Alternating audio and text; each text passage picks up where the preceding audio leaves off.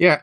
So it depends where the story appears. If it appears in the Talmud, it's typically a gateway to an actual law. That's how things were taught back then. They were tied into a parable. If you're a follower of JC, that's how JC taught also. He would bring in a parable and then he would tie it into an actual practice. Tales outside of it, like Midrash Rabbah and stuff like that, I'm not sure why they did those. Like the ones, But I can't remember how it goes, but it's something along the lines of there's two rabbis talking, and one says, if God's on my side, this will happen. If God's on, what is that one?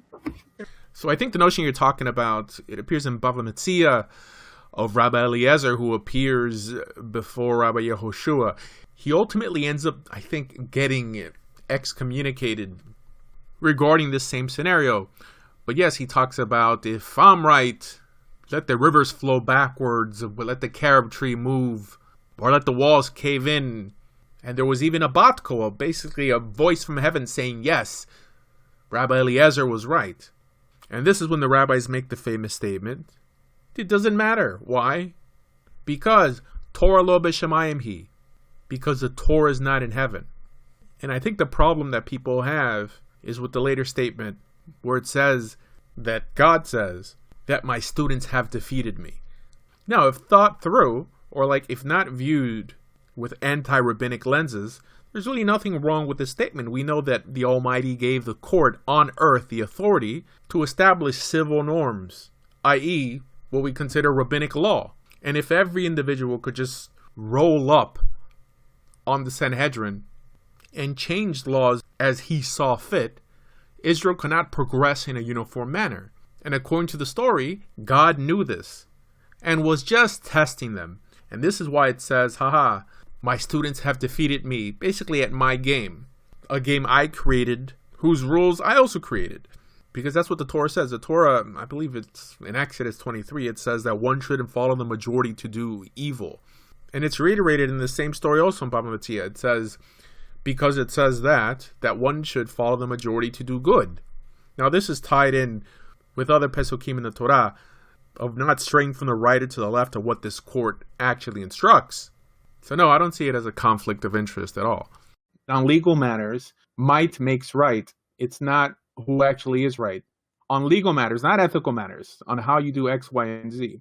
Yeah, I mean, I guess it's just interesting why they would, I mean, why do you have to say that you've, defeated God or something? I don't know.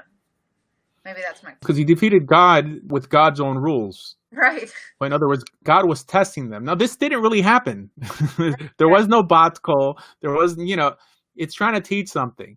As long as what they're teaching you to do is not unethical, then you're commanded to listen to them, i.e. the court. The Torah is not written for personal interpretation on how you keep laws. It was written to the nation, and the court, the members of the court are the representation of that nation. So I don't think that before 2,000 years ago, people had a problem with this notion, but they understood that the only way a country could function is with the court and laws. I mean, these are legal things. It's not anything spiritual.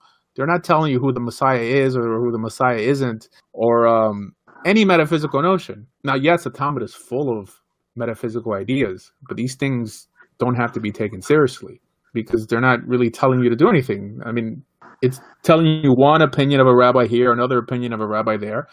If it's metaphysical, they typically contradict each other, and, it makes for a good read. Now, if there's a law, then you have to keep it. Now, how do you distinguish between ambiguous laws? This is where the Rishonim come in. The vast majority of Jews nowadays are pretty much students in the Rambam, even if you follow Shulchan Aruch, and that's the way he understands it. If you're a real purist Ashkenazi, you'll be born in the Tosfos Sen, but it looks like nowadays Ashkenazim have become Sephardim.